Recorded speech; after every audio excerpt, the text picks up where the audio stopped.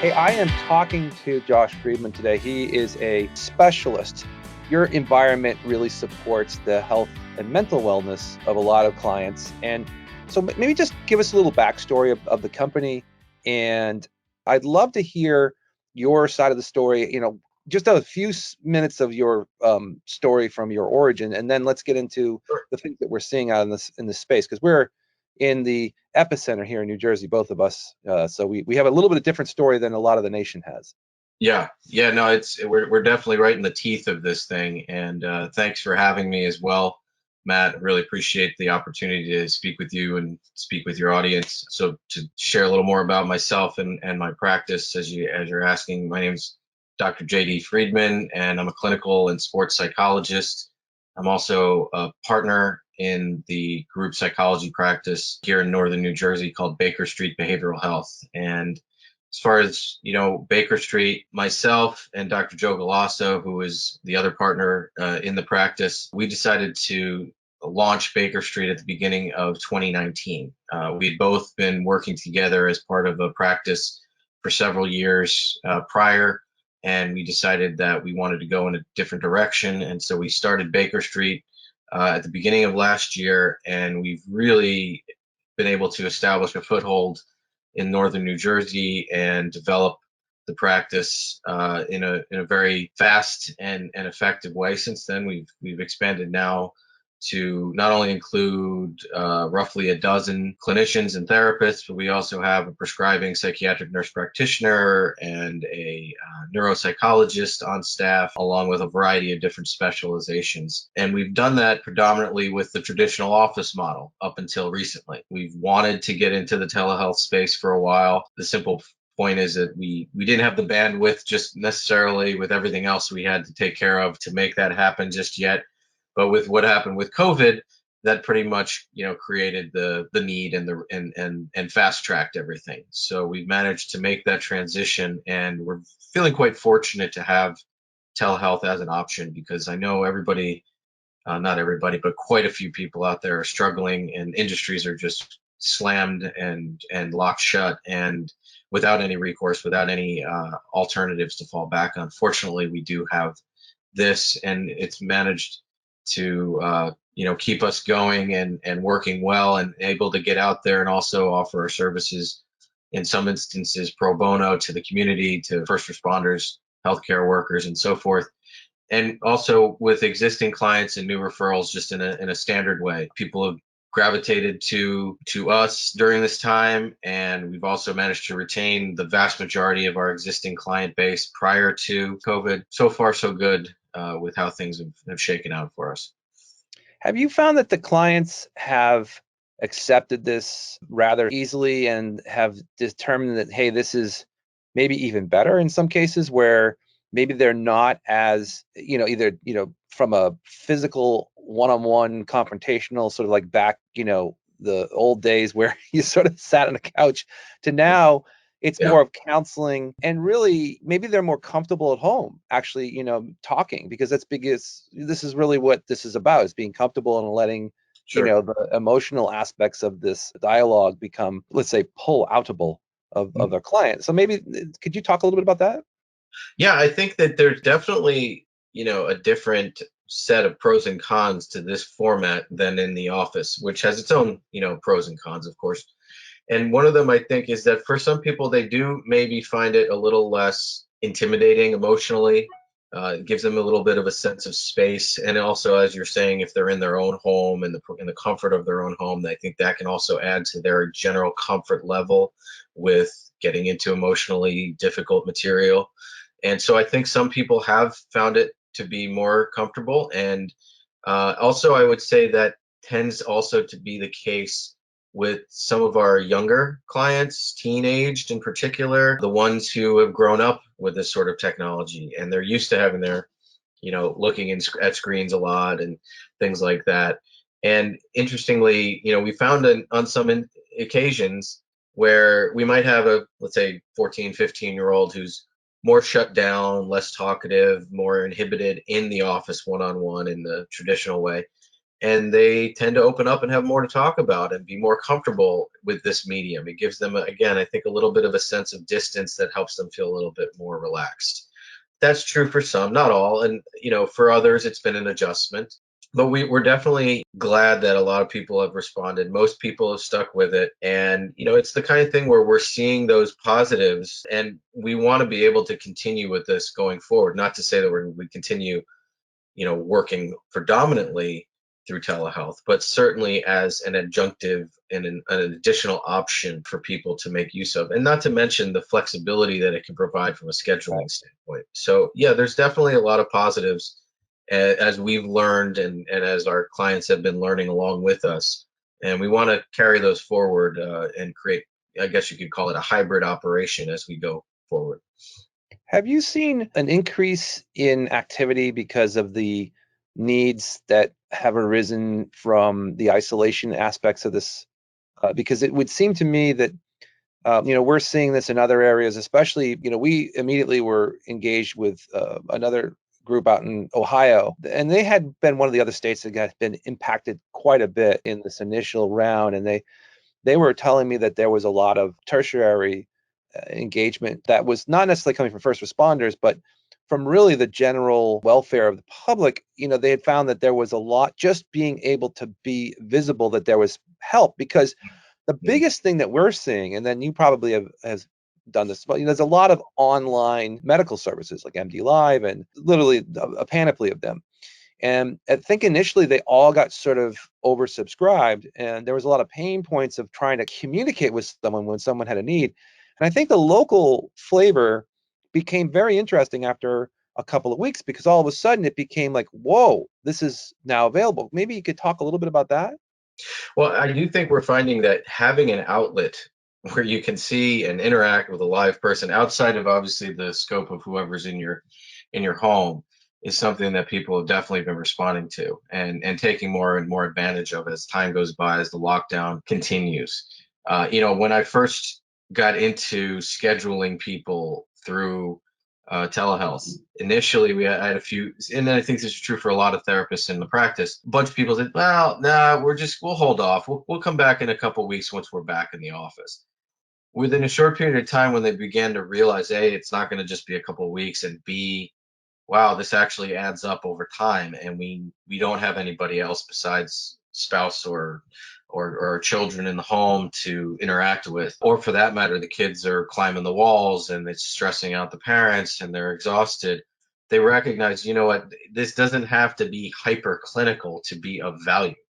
Yep. And so they begin to recognize the value inherent in the outlet itself. Now, granted, we'll still talk about things, and we'll talk about clinically related material and strategies for how to cope with the stress, manage anxiety, structure, the kids' schedules, and try and help manage the children in and of themselves. However, just having that opportunity to even just vent, to get some things off your chest at a time like this is pretty important as well. And I think people are responding to that and making use of it. And it's served that good purpose. Yeah, and I really think that in this segment of uncertainty, having someone to confide in, because everybody's stuck in really four walls, especially where we are. I think that seems to be one of the most critical elements, is that the isolation plus the ability to, you said vent, but I think it's more about confide in someone, your challenges, is super important, especially if they're creating enough that, you've had to reach out and you've had to really think like, this is something I need to address because it's becoming outside of the normal realms. And this is where you guys really have a, serious impact to help. And I think people don't realize that there's a lot of activities that are out there that are just not going to, like, a lot of people are saying, hey, the glass is half full and the other half is gin. I'm like, that's not a good way to deal with this right now. you know, Right, I for think sure. I think your best bet is to really, the challenges are working out, how to manage this, and that's what you guys do really an awesome job at.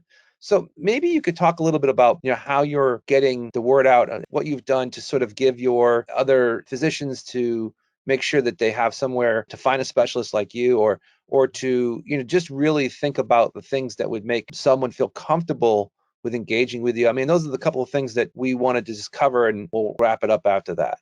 Sure. Yeah, and I would concur. Definitely confiding is important right now. I think it's kind of like a multi-channel kind of situation in that, you come and you have the outlet for however you need, whether it just to be to blow off some steam or to get some skills and strategies or to confide because yeah, it's hard when you're around the same people all the time and things are coming up, you're trying to keep the peace, and having someone that you trust and can get into some more personal matters at a time like this is definitely valuable.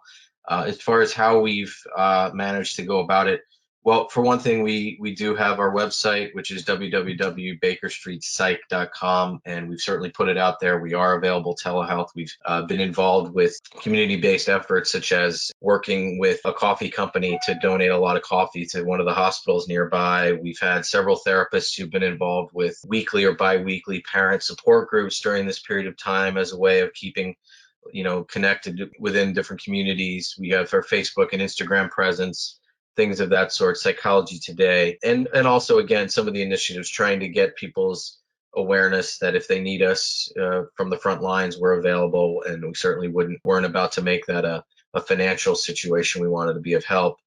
And then for that matter, we've really tried to maximize the time from the standpoint of how our organization is growing and developing, and also for that matter, solidifying a really strong internal culture within our practice by having a lot of different Zoom meetings with people, getting our name and getting ourselves out there with other organizations, letting them know we're available. Trying to make good use of the opportunity of this time to not only do some internal expansion, but also again develop our network further and keep people aware of us as a very valuable resource should anyone need the help at this point. Yeah, and that was what I was going to ask you. There's a lot of different variables when it comes to counseling, psychiatric help. Maybe you could just talk about a couple of the different variables that you consistently start to apply your skill sets towards, and just the different maybe cadences you find in different segments of the market where, whether it's children or child or teens or adults or drug addiction. I mean, maybe you could just go through a couple of different variables, and then we'll kind of get to the final of a question I want to ask you, and then we'll move on to the sort of what I would call free for all, which is that we're 60 days from now. I want to ask you where you think this will be, because a lot of people, I always ask that question, where people will be in 60 days, and I'm curious about Sure. you. Yeah, I would probably have a better ability to gauge 60 days right now than certainly say 6 months, given the uncertain nature, seasonal nature of this thing. Will it die down? We hope it will. I assume it will through the next couple of months and through the warmer weather summer months. But beyond that, who's to say if we might end up back in this spot again? But we can certainly come to that in a minute. As far as how it differs depending on the population, our wheelhouse tends to be children, teens, and families and young adults. We do see adults, we'll see elderly, we'll see other populations as well, substance abuse, for example. But teens and children and families tends to be the real centerpiece of our practice.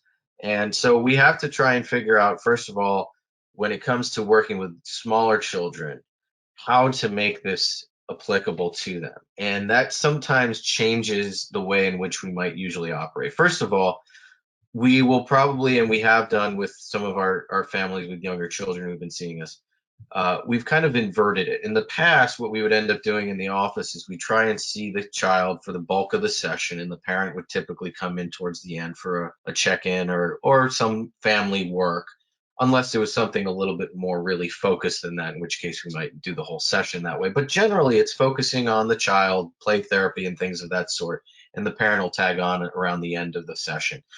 Given the nature of this medium, though, we're not expecting, nor would we want to even try to force a 6-year-old to sit on the Doxy cam, the Zoom cam, what have you, for 45 minutes. It's unrealistic and really wouldn't be fair to them, frankly.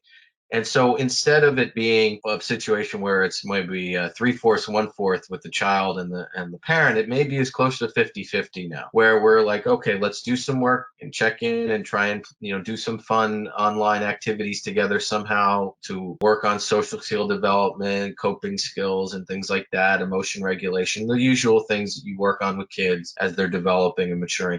But then a lot more of the session tends to also be dedicated to working with the parents, giving them support, also working with them on how to manage the situation. And also that tends to fill out, the entirety of an appointment in a productive way.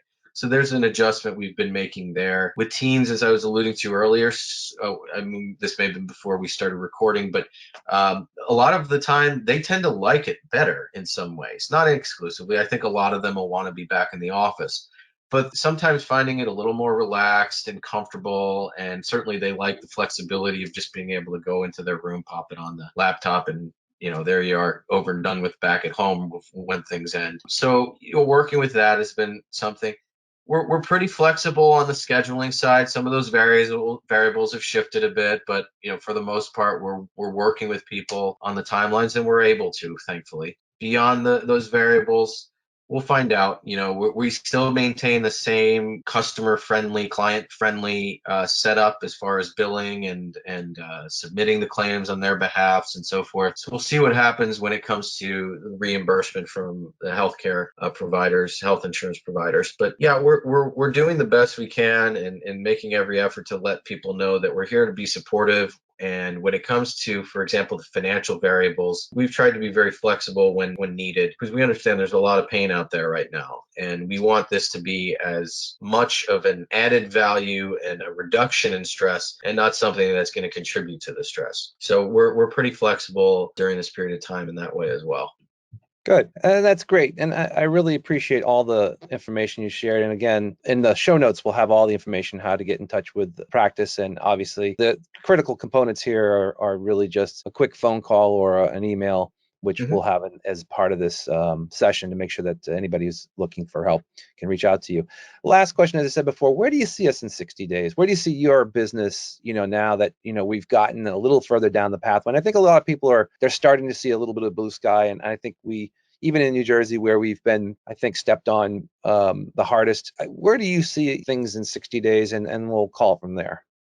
Yeah, we have definitely been stepped on probably the hardest. I saw a statistic, and I didn't do any empirical calculation, but the cases in New Jersey and New York, there's a lot more volume in New York, but my instinct in just looking at the numbers is the ratio may be the highest per population base in New Jersey in the entire country. I'm not 100% on that, but we've got to be very close. So it's been tough. And I think people are starting to begin to cautiously breathe and exhale a little bit. And they're beginning to get out there a little more. And I certainly hope that when people get out there, that they continue to make very smart decisions and wear a mask, wear gloves, and just be smart about it, because it's so important to balance the need for mobility and the need to be able to make a living, but also to be smart and use good judgment and safety at this point. So for 60 days from now, assuming people go about their business in a smart way, in a safe way, I suspect that as far as the practice goes, we'll be back in the office. I suspect we'll be back in the office before 60 days, but let's say 60 days out, we'll be back in the office. I would imagine that it'll be some mixture, though. If we're 100% telehealth right now, which of course is unusual, whereas before maybe we were 98% in the office, I suspect we're going to probably be more of a 50-50 split 60 days from now. I think we'll have some people that are going to be more than happy to come back in, and we already have begun the conversation internally about how to do that safely. We've been getting masks and sanitizing wipes, and we're going to make sure there's policies in place so that we're making sure everything's sanitized in between each and every session. But others are going to want to stay back, and we'll work with that. We'll continue to do it this way until such time that people are feeling comfortable and confident to come back in. And again, even then, we'll probably want to keep this as part of our practice indefinitely, because this is the future at this point, regardless of the virus. I mean, we're going to be more and more video, and I think that's what people are going to need and want more of. Well, thanks, Josh. And I agree with you. I think we're at a new normal. There will be always now a percentage that will want telehealth just because of the experience and because of the lack of, need to drive in, and especially if it comes to a point where we have, another situation, whether it's a weather situation or a pandemic or whatever, there's the option, which is really cool. So thanks so much for your time today. And again, for anybody who is listening to this and you're interested in working with Josh and his team, I will absolutely have everything that's needed in this podcast show notes. And you can certainly reach out whenever you feel like it to Josh and his team to make sure that you get yourself covered in any other counseling, or if you're interested in partnering with Josh. So thank you so much today. I appreciate it so much. Thanks for having me.